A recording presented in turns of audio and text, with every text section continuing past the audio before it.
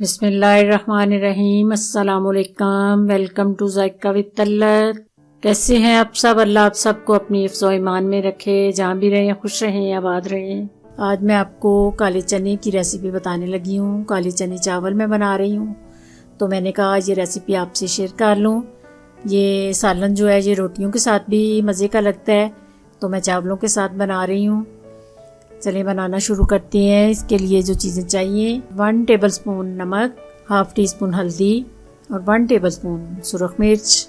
ये 1 पाव चने मैंने रात को भिगो दिए थे, धो के मैंने साफ़ करके रख लिए। 2 मीडियम प्याज और 1 लार्ज लहसुन, 2 मीडियम टमाटर और 3-4 सब्ज़ मिर्ची काट के मैंने रख ली हैं।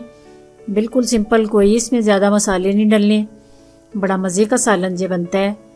अगर ज़्यादा मसाले डाल लें तो फिर मसालों का टेस्ट आता है, फिर चनों का टेस्ट जो है वो पीछे रह जाता है। ये सारी चीज़ें आपने इकट्ठी डाल के तो इसको बंद करके तो स्टीम पे रख देना है। तकरीबन 15 मिनट की स्टीम आपने देनी है।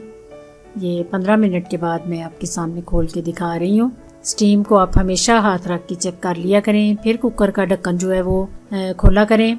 ये देखें, पानी तकरीबन ख़त्म हो चला है और चने भी गल गए हैं।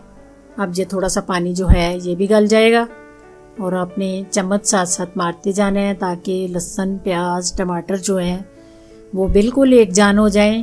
साथ साथ भूनते जाना है और साथ साथ सारी चीज़ों को मैश करते जाते हैं आराम आराम से। चने साथ मैश नहीं करने, लहसुन और प्याज, टमाटर को आपने आराम आराम से मैश करना है। अदरक की पेस्ट और ज़ीरा, खुशक धनिया ये भूनते हुए मैंने डाला है, ये आपने साथ नहीं डालना। उसके बाद ऑयल डालें। ऑयल डाल के तो इसको अच्छी तरह भूनना है ताकि इसका कच्चापन जो है चनों का वो बिल्कुल ख़त्म हो जाए।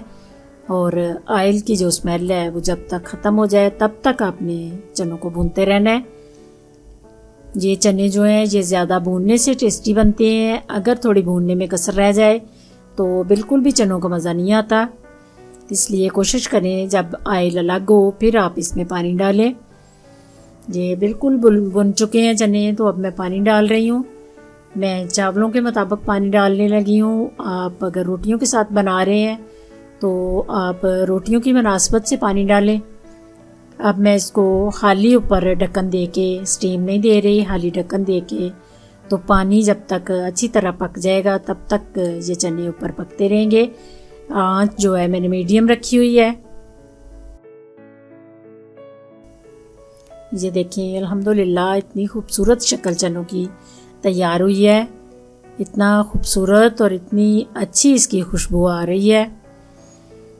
ये आप बनाएंगे इस तरीके से तो फिर आपको इसकी टेस्ट का पता चलेगा।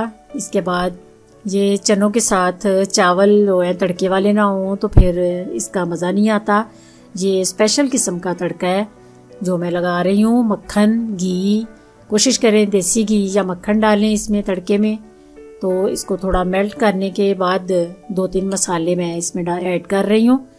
ये 2 दालचीनी के टुकड़े हैं, 1 मोटी इलायची है।